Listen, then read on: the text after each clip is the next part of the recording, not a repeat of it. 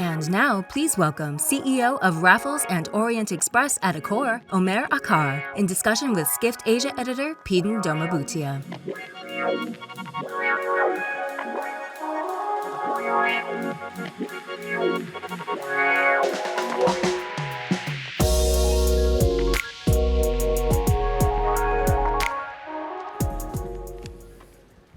Hi, everyone. Welcome, Omer. Are you okay? Very good. Not A little bit jet lag. lag? Just came in from London, opening of the Raffles London on Tuesday night. Which day are we? I still have to look at my agenda, but yes. Yes, talking about jet lag, I can't say the same. I've come from India, so it's 9:30 p.m. So if I yawn, it's not because I'm feeling bored, but it's just because I'm sleep deprived. Omer, we are redefining luxury in a modern world today. But before we go to do that, I want you to tell me, what is luxury to you? Of course, you can't say sleep right now, but and what are the advantages and disadvantages of being a luxury brand? First of all, I think I define luxury as always time. The time that you don't get to spend with your family, the time that you don't get to give yourself to recover. So these are, I think, the things that we cannot recreate. So when it comes to the hospitality, I also look at the guests who are coming to our hotels and properties. They're kind of investing their time with us. So what do we do with that time? So it's very important. And with that time, when they go home, if they want to come back, do we create that desire for them to come back? So that's a luxury. However we do it, whether it's an experience, whether it's inspiration, sharing moments, but time and desire to create that willingness to come back, that's how I define the luxury. Yeah, and Omer, there is so many luxury brands right now. And with lifestyle brands coming in, there is so much increased competition. So what is the added value that a historical brand like a Raffles or an Orient Express brings in? Very good question. I think if you allow me to describe, Orient Express is obviously known for the train. Correct. But we are also taking that to a more slow travel. And I think we focus on that a lot lately. You may probably hear about our sea cruises, the vessels that we are right now manufacturing. That's part of that slow travel. And hotels will... And the hotels as well. Hotels is also. It's all about, in Rome is on the way, and then Venice is coming up. So these are also focusing on that slow travel experience. When you say so slow travel, what do you exactly mean? So you come to probably the Orient Express Rome, you will not find your TV. Because what we want to make sure that we take you out of this digital age of focusing on your telephones or your iPads, or we want you to enjoy. So we have a lot of books in the room. We will have an old record player that you will be able to play your music. We will have a bar, but you will be the bartender, so you will be able to prepare the ingredients, follow the recipes. You're part of the act, and things are not rushed. Okay, I'm just asking because luxury guests, they want to be served. So if you are being the bartender, would they like it? This is in your room. If you come to downstairs, we will bring that cocktail preparation to the table in front of you. Instead of what would you like to drink, maybe the question will be, how do you want to feel? You want to forget about him, or you want to, however you want to feel, we will make sure that we will have a drink, because most of you know, whether you have a fermented drink has a different impact on your body than distilled drink, so you want to be energized. However you want to feel, we will prepare that. And of course, with a little bit of narrative, why, and we will make sure that you're part of that story. Great. we were speaking about fashion brands. Speaking earlier to my colleague Sebastian Bazin, your CEO, the core CEO, had spoken about, he had set the example of fashion brands as examples of brand shine. So what is there that you can learn from these brands, and what do they tell you about luxury and about the luxury traveler? Well, the luxury retailers, they are also focusing on more and more experience. I was shopping with my wife and kids. I just moved to New York, as you know, but last year in Paris. And I went to one of those very well-known shops, known for their monogram. Are you not telling us the name? No, I can. It was a Dior shop. And so when I went in there with my wife and my son, and immediately a magician came and took the son, because they want to make sure that we spend more time purchasing or looking instead of worrying about the son running around. So they start concerned about the experience. So when you go there, they serve you drinks and there's a magician. So they want to keep you in the shop more. So experience is important. But I always say, through my years even at Harrods in London. Yeah, that's what you do at Harrods as well, right? Yes. About the Cirque du Soleil. And the luxury retailers, they sell the dream, but we deliver that dream. Because you may buy that bag, it's great, you own it, but the back relationship with you is very different than hundreds of people in the resort are actually focusing on your happiness. And so we really focusing on the delivery side. But again, Harrods, very unique brand. I tell you one small story. So one day, we like stories. I was asked to add more experience to the shop, what we can do. So one day I'm walking in London and I went under the tunnel. I saw this guy singing beautiful opera. I said, what is he doing under the bridge here? He should be on the stage. So I reached out to him and I said, may I ask you, what are you doing? I'm going to the school, so I earn money by singing and people give me some money. I said, would you like to come and see me tomorrow? So he came in and said, have you ever cooked? He said, no, it's perfect.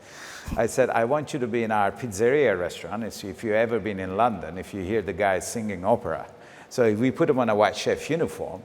And in the first couple of months, of course, he just was throwing the flower, but was singing all this beautiful Napolitan arias and everything. And everybody was saying, oh my God, what a sense of place. I'm in London, I'm in a pizzeria, but it's all about Italy. And now, a couple of years ago, I was there, and he learned how to cook pizza also. So he's a great singer. Thank God for that. but an amazing pizza maker. So these are the things. Same on the fruits and vegetables. And when you open a ultra luxury operator retailer, the only people are going to come to your shop to buy your fruits and vegetables are the locals. Let's be honest. And they don't really want to come to your big shop with 80,000 visitors every day to stay on the line to buy apple or organic milk. So we need to create more activity, and so we hire people like Cirque du Soleil, playing with the fruits and vegetables and making a show all day around that area. And that area you could see it. It's very easy. In a few weeks, the revenues are increased because people want to take it. They want to be part of that. So these are the things. But again, my conclusion is experience, whether you're in the retail or hospitality, it's where the luxury is going more. So, yeah, experiences, of course, is defining, especially the post-COVID traveler wants more of experiences. Whenever I speak to anybody who deals in luxury hospitality or luxury travel, they say one word, which is the affluent customer. So who exactly is this affluent customer? And is it the same as the luxury traveler? For me and my previous roles when I was managing hotels, I always said we should pay enough attention to somebody who walks into our property for their 30th-year anniversary than the one who comes 4 times a year. And actually, I always told the teams, the one waited 30 years, expectations are much higher than the one comes 4 times a year. So anybody who wants to disconnect, who wants to enjoy, who enjoys luxury, but not on a foo-foo way. It's more important that they connect, they exchange, they are part of that. It's a real structure, substance on the delivery of luxury. It's not just putting a high thread count bed sheets or putting a crystal glasses, just doesn't name you. Otherwise, you could be a museum, right? Everybody comes and say, I call it Mona Lisa effect. I have done it, I've seen it, it's great, but I'm not going back. So we need the people in our hotels to come back, and you need your team members to engage with them. So you don't really go back to that hotel, you go back to the hotel to see that person. Absolutely. And when you talked about people who need to cater to that, my colleagues at Skift Research, they brought out a luxury traveler survey in which they spoke about the fact that for luxury travelers, exclusivity and personalized service is something that's the paramount, for a luxury travel experience. But how do you maintain that balance between the desire for privacy and then personalized attentive service as well? I mean, this is probably it's not a question of destination, it's the journey. You do this every day. I mean, if you ask here, ladies, how many of you use different branded shampoos? You will give me all different answers. But in hotel business, we sometimes believe that we know it all, so we choose one brand, and if you're staying on the suite, we give you a larger bottle. That doesn't mean you need to wash your hair more. But I don't know why, because it's luxury. So, but whether you have a damaged hair, color hair, no hair, at the end of the day, it's very important thing, and most of the products, you don't know where they are made. And if you're very lucky, then we put a retail brand on it. There's nothing to do with the hair products.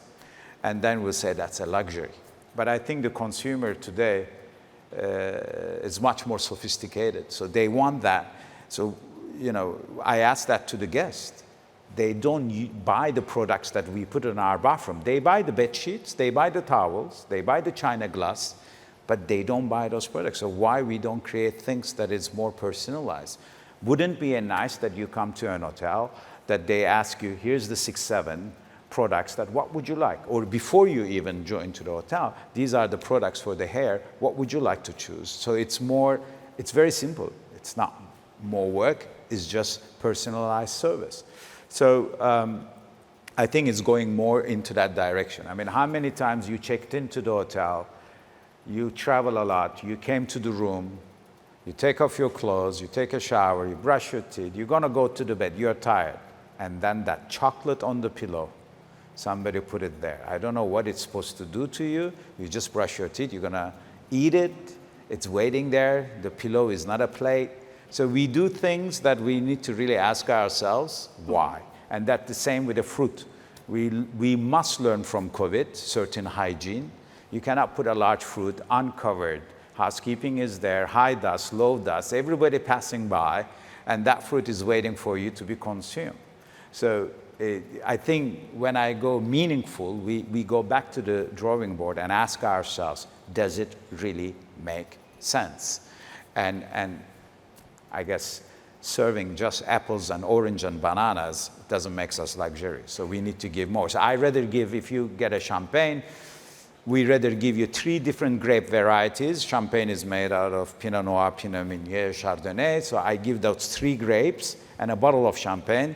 That 3, when it gets fermented, becomes that. So you kind of learn, you're part of it, you're educated. It's much better than the red apple. So Omer, when we talk about the luxury traveler, how do loyalty programs fit into the scheme of things for luxury hospitality brands like yours? Yeah, I mean, there's a big debate, but the answer is loyalty programs, number one, purpose is recognition. You want to be recognized. It's not only collecting points, you just want to get recognized. So this is where it makes a difference on the luxury front. Do we recognize our regulars enough? And that's how I look at it. And I look at it in a way that goes to each hotel or the group. What do we do if you're spending X amount of money in one hotel and you happen to try your new property? Do you get the same recognition that you get it? And that's how I look at the recognition programs, and how we are working on it is added benefits. It's not only collecting points, but what do you benefit out of that, being loyal to that brand. Is that also where a bit of AI and machine learning comes in for you? And backstage, you and I, we were talking about AI and machine learning, and about the fact that catering to a certain, giving that human touch to things. So is that, how are you doing? How are you blending that? So last week, there was the parent-teacher conference in my kids' school. Every teacher was talking about AI. Tell your kids not to do their essays and homeworks with AI.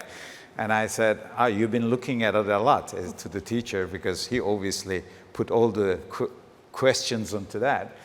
There is a learning to be done. I think back of the house, we can use AI a lot. But we were talking about it. The AI is not going to deliver it. It's going to be a support system to us. You need to tell that story about what you told me about. Yeah. That would be interesting. So don't judge me on that. But a few years back, I was at a beautiful resort in Sharm el-Sheikh in Egypt by Red Sea. So one of the most important influence travel advisor from New York called me. He said, Omer, I need your help. I said, what? Well, I have a client is coming to you. And when he sends a guest, you usually make your budget for the quarter. So that's very important. What do you need? I need you to look after him, but he wants to do a fishing.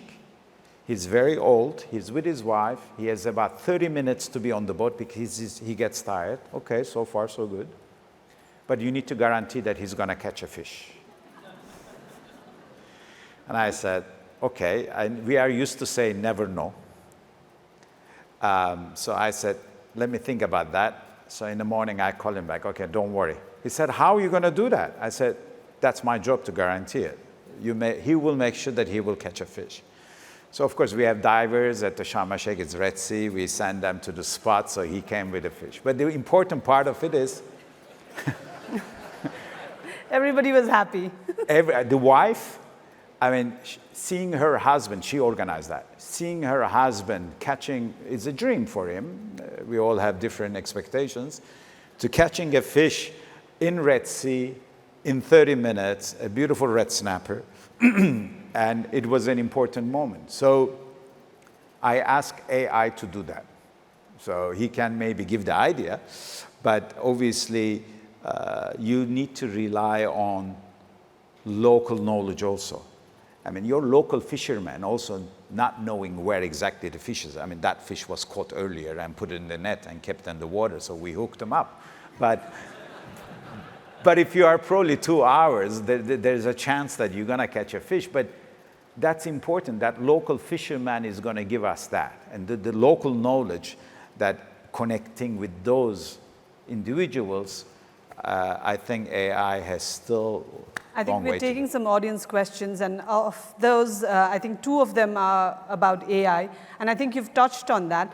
But somebody has asked a question about the fact that will the Raffles or the Orient Express brands end up associated with luxury villas? I assume that question is luxury villa in terms of residential development. Yes, it is important to us.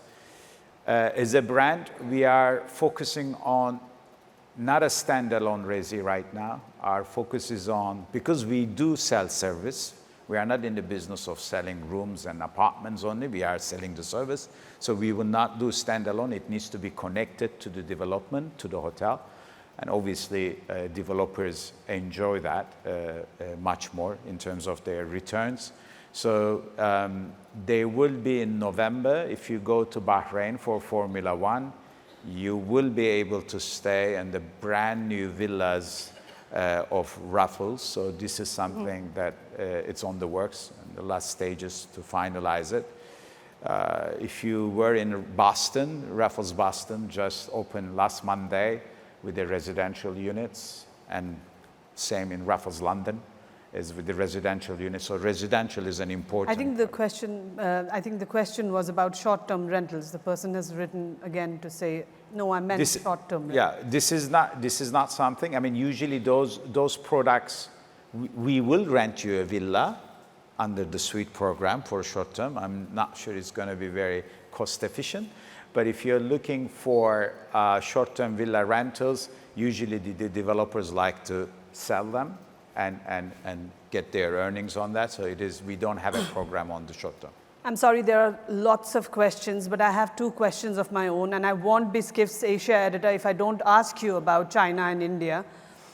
You've recently come back from China as well. So, everybody is waiting for the Chinese traveler to come back. So you've seen a lot of domestic demand coming in from China with your 3 properties in Shenzhen and Macau. So what are you making of the Chinese traveler? When are they going to travel? I'm sure everybody wants to know that. Yes, and I have the answer. Yes. That's why we got you and here. I give you an answer with actually what happened to me. So, after being in Hong Kong, Macau, Shenzhen, Hainan, and Shanghai, it's all happening in 4 days. So, and I called my PA and I said, why do I go from Shanghai to Hong Kong to come back to New York? Can you not book me? I don't care. Just book me Shanghai, New York. There are no Omer, flights. there isn't a direct flight. Yeah.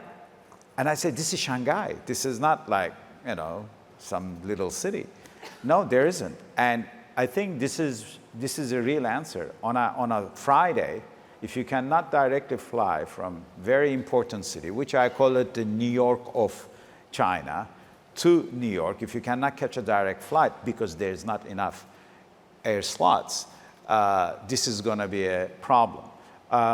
Inbound travel, or within the domestic travel, I should say, of course, Hainan, the Hawaii of China, is booming and the hotels are full, but is also, we know as soon as the outbound traffic opens up and more airlift we can get into China, that will reduce itself, and then we can enjoy in Europe or rest of the world more the Chinese travelers. So it's not too early to dismiss. No. I think it's too early to dismiss that the Chinese traveler is going to return very soon, right? I was in Macau. The Raffles, we just opened it on July. 90+% occupancy, full. Wow. Full. I mean, for luxury hotel in the 2 months to get to 90%, I usually turn my head. I said, "Oh my God, reputation is very important to us." So, but there is within the China, the travel is huge. And what about India? 2021, you opened Udaipur, and now you have Jaipur in the pipeline. Yes, India is important. Again, it is for us, for Raffles brand. We sometimes take you to the places like in Cambodia, if you've been. By the way, this is London, so we are talking about Udaipur. But it is important to have those locations. And Udaipur is in the middle of the lake. It is absolutely gem. If you want to meditate, there is no better place to see. You don't even see any other building around you. And Jaipur, second hotel in Rajasthan, so it's important that we connect those together so you can actually do all the palaces of India for that part of the region and enjoy that. In India, inbound travel, especially in that part of the world, is not, again, airlift. I mean, for me to Udaipur, I have to fly to Delhi. Yes. But if you go by chance on a rainy season, and don't underestimate rainy, it doesn't mean it rains. I mean, it rained more in New York last week than it rained in the rainy season in Udaipur. And so if you go there, but the risk is when it rains really hard, so no airlift. Absolutely. So that means you don't have the choices. So we need to also make sure that more airlift is going to happen. But it's good news. India has put the biggest order in Airbus history in air show. So that means there is a really long-term vision. So we are very happy to be Udaipur, Jaipur, and we are looking at other locations, smaller palaces in India. Let me take one last audience question. What is more important, luxury amenities or the luxury of human connection? And do guests still fuss over stuff in a world looking to be sustainable? Can luxury be sustainable? I don't think you choose a hotel because it's a sustainable hotel. You choose the hotel. First, your partner wants to go there. Then you, of course, want to make that person happy. And the second most important, that once you are in the hotel, if you start seeing lots of single plastic being used, I mean, I came from luxury background, and we are always known that luxury ignores a little bit sustainability. But I lived in Hawaii 5 years, and 2.5 years I was in Maui in my career. It's coming close to home now. We cannot ignore that anymore. And having plastic bottles and your laundry comes in a plastic sheet, this is not acceptable anymore. We are all educated people. Now, if the guest doesn't choose you because of that, fine, but you have to do the right thing. And at Accor, sustainability, it's a movement. I'm telling you. And my previous job, when I was with Qatar Hospitality, looking after different operators on the ownership side, I always check that. I always look at it. And I have not seen what Accor is doing in anywhere else. It's very important to Sebastian, you all know very well. It's very important to the rest of the CEOs in the group. We have very strong targets, KPIs that we have to meet. And so it goes and it's also education process. I mean, we are not just saying XYZ. Are we gonna avoid buffets? There's so much food wastage. Or should we go to more omakase style? You sit down, people prepare your breakfast a la carte for you in front of you. So, and again, we cannot say ESG without talking about the S. The social is important. I see questions about $3,000, $4,000 nights, and then you're paying in some part of the world $400 per month to an employee. How do you balance that? And what value you give to those people? What do you involve with local? So sustainability is not only the plastic use, but is also social balancing act. And we really need to walk the walk. And I'm very proud to be part of the organization that it is everyday conversation. We have weekly calls on this. I'm sorry to interrupt you, Omer, but the balancing act right now is time. So we're short of it. Thank you so much for the conversation. Thank you. Thank you so much. Thank you. Please.